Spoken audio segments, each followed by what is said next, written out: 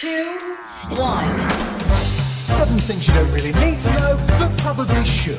I'm Jamie East, and this is the Sunday 7. In today's episode, we hear about a pig heart transplant, the James Webb Telescope's latest success, and revolutionary new tech that can support health workers in the fight against COVID-19. But first, it was this week in history that Wikipedia was first launched by Jimmy Wales and Larry Sanger. In its 21 years of existence, it's become the go-to information bank and every student's favourite resource.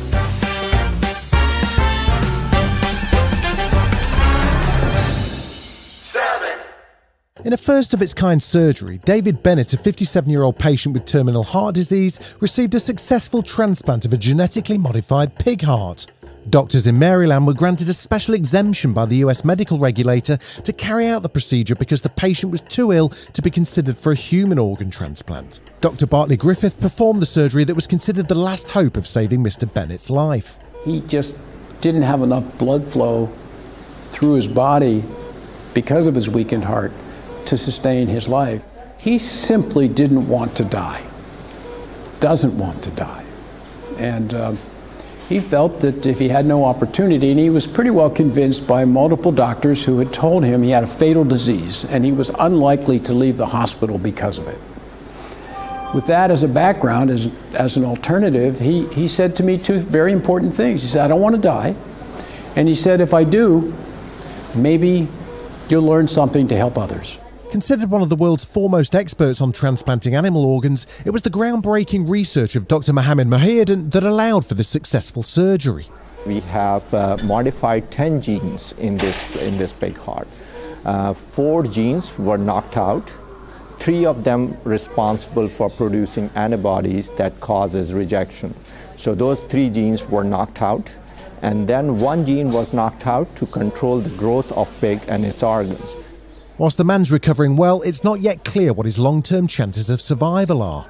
The pig heart will be attacked by different soldiers in our body. Different immune players can take it out, and we have designed a treatment plan in addition to the humanized, genetically edited heart to try to account for that. But the future of this surgery is looking hopeful, and scientists say it could be a game changer in solving the organ shortage crisis. What everybody wants, right, is not to be limited simply by the supply of human organs for transplant. And, a number of the organs can be treated, and used in this way from an animal, and can be commercialized basically as a drug, right? And in essence, on-demand delivery, right? You would have it delivered, removed, and delivered. If that's true, we will obviously change the face of what's possible for people who now wait years.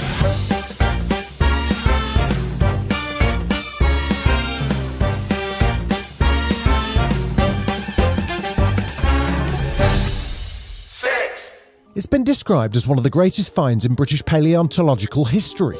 Measuring around 10 metres in length and with a skull weighing approximately 1 tonne, the Rutland ichthyosaur is the largest and most complete fossil of its kind ever found in the UK. It was discovered by Joe Davis, conservation team leader at Leicestershire and Rutland Wildlife Trust, during the routine draining of a lagoon at Reservoir Rutland Water. We were walking across the muddy flats with a laser level over our shoulder, and I was with a colleague, Paul Trevor. We looked down on the ground and saw a sort of a series of what looked like rocks in a formation. Sometimes you get clay pipes and the like out there, but this looked a bit different. So we a closer look, we found what looked to be vertebrae, large vertebrae from really significant size animal. And then we found what looked like a jawbone along as well. At that point, we got really quite excited. Known as sea dragons, Ichthyosaurus coexisted with dinosaurs, but these sea-going reptiles were entirely different creatures. They evolved from land reptiles during the Triassic period over 246 million years ago. This fossil, however, is geologically younger, dated to about 180 million years ago, but there's no doubt this animal was a giant. We certainly never thought we'd find an ichthyosaur, and certainly the magnitude and just the scale of it. This is almost sort of whale size, bigger than a killer whale. It's just amazing. Still to come on the Sunday 7, the James Webb Telescope reaches a critical milestone and revolutionary new treatment for Parkinson's.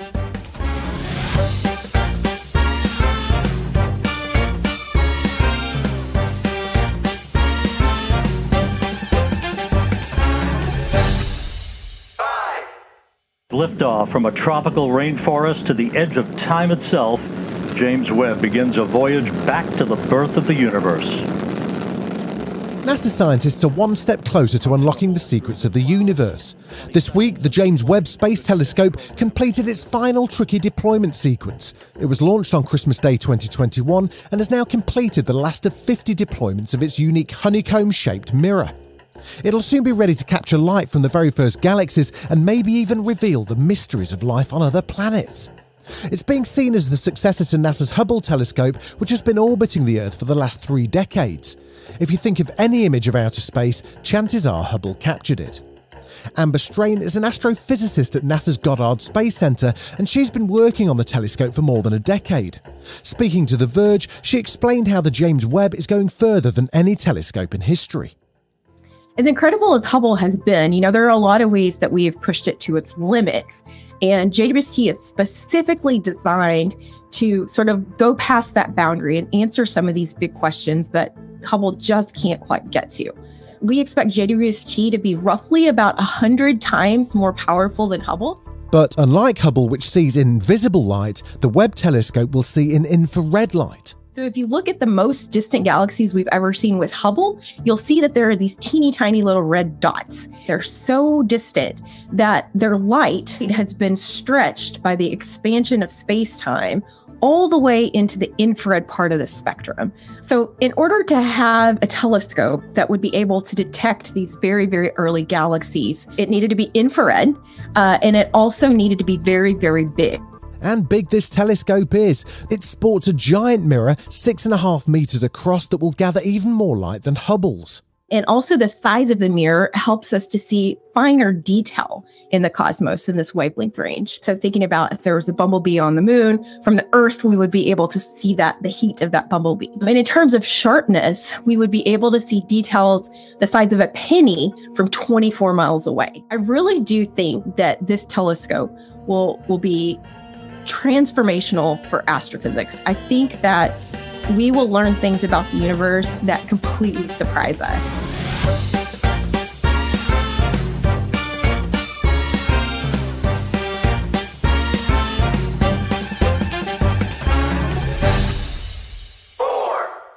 A revolutionary new treatment is bringing hope to Parkinson's sufferers.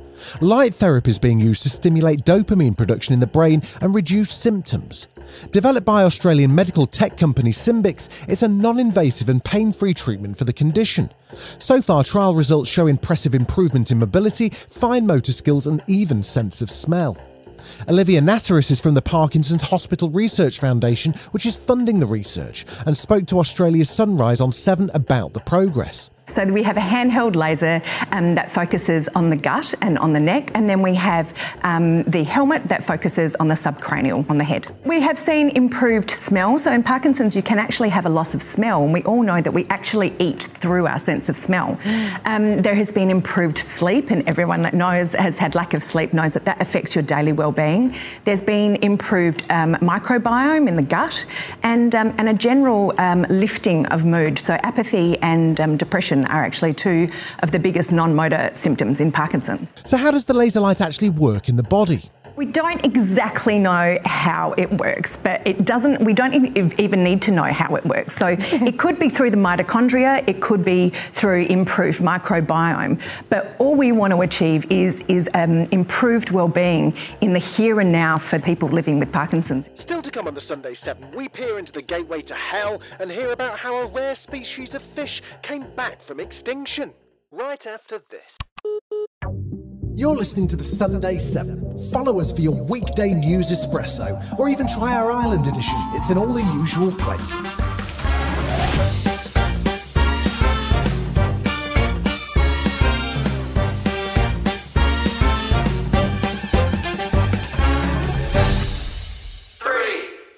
In the middle of the Turkmenistan desert is a 70-metre wide hole, and the hole, well, is on fire. This is the gateway to hell. It's officially called the Darvaza Crater, and the hole in which it lies formed in 1971 after a gas drill collapsed. It was set alight in an effort to burn off the natural gas, with the expectation it would only take a few weeks to complete, but it's now been burning for the last 50 years. George Kourounis is the first person to have ever descended to the bottom of the crater, and he spoke to Sky's Kay Burley about how he did it.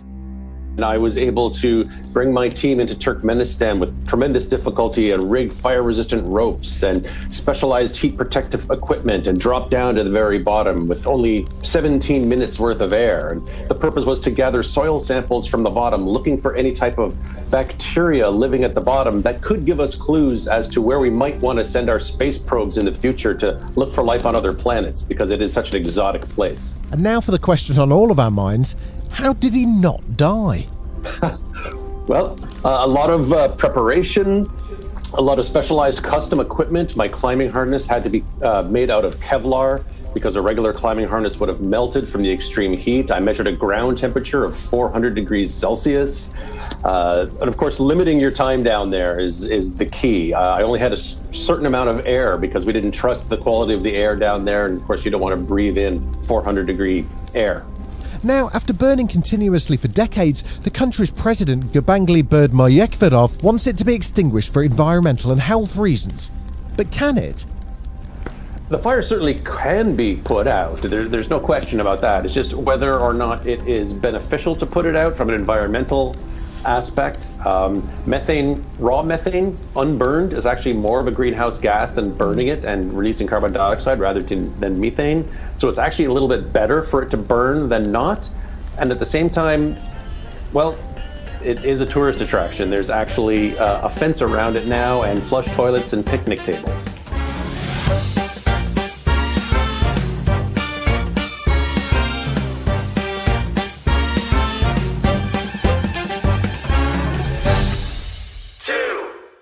You've heard of Fitbit? Well, here comes Facebit. It's the first smart monitoring device for face masks. I'm Josiah Hester, assistant professor of computer engineering at Northwestern University, and my team and I invented Facebit. Facebit is a smart face mask insert, and then a magnet fastens it to that face mask that lets you gather a bunch of useful physiological signals from the face, including your heart rate, your respiration rate, and whether your mask is fitting. So the Fitbit for your face. At the beginning of the pandemic, healthcare workers endured poorly fitted masks during their long, grueling shifts. You've probably seen like the lines on people's faces from healthcare professionals. You lose feeling and this gets numb. This mask could be moving around your face and you don't even know it because you've just been on your feet, burnt out for 12 hours. Whilst there are necessary fit tests to ensure an appropriate fit, they're cumbersome and time-consuming. They take 20 minutes out of a health worker's day. The team at Fitbit knew there was a better way and put their heads together to explore new methods for measuring a mask's fit. We measured the amount of pressure in the mask and the pressure differences. So you go through this process, get your fit mask, and then we baseline this. Then we can compare that over time based on how the pressure changes to then give you an alert if there might be a problem. If a healthcare professional has an intelligent mask, we don't want them to have to plug it in after 4 hours, just like you would a phone, or it goes dead in the middle of a surgery, or they're on a long shift. Like, that's just not going to work. I don't want to have people plugging their mask into a wall. That's absurd. Although a tiny battery powers the device, Facebit's designed to harvest energy from other sources. Harvesting energy from your breath, your movement, from the sun, to give a little bit of extra juice beyond the little tiny battery to let you wear this thing for weeks at a time. And that kind of vision of a battery-free but intelligent, useful PP is what drives us. And this is a really nice kind of jumping off point for the rest of the research community to use and to continue down this path of, intelligent, low ecological impact, personal protective equipment.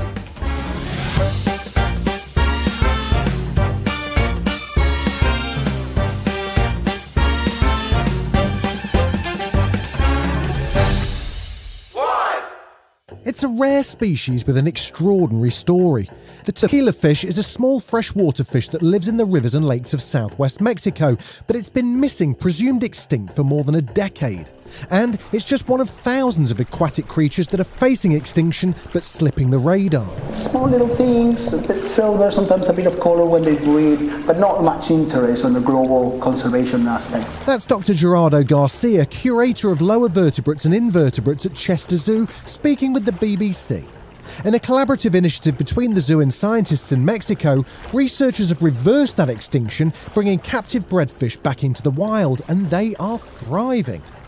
They're doing well. They started with a reintroduction of 1,500 animals. So now we're talking about from 1,500 individuals now to tens of thousands. And now what we see that the species is slowly start expanding to the river system, which is exactly what we wanted. So that is a very good start, and hopefully that will be more species looking forward. Among the estimated 1 million species under threat around the world, a third of wildlife that depend on freshwater habitats are sliding towards extinction. And we as humans depend on these systems too. In Jalisco, Mexico, the community stepped in and trained with the scientists to take on long-term monitoring of the vital river network so that it's clean and healthy for both us and wildlife. It's a conservation success story. Hopefully this can be repeated for other threatened habitats and species around the world. This has been the Sunday 7. Wherever you're listening, do us a favour and hit the follow button. We'll be back tomorrow at 7 a.m. with the regular Smart 7. Have a great rest of your weekend. Written, produced and published by Daft Doris.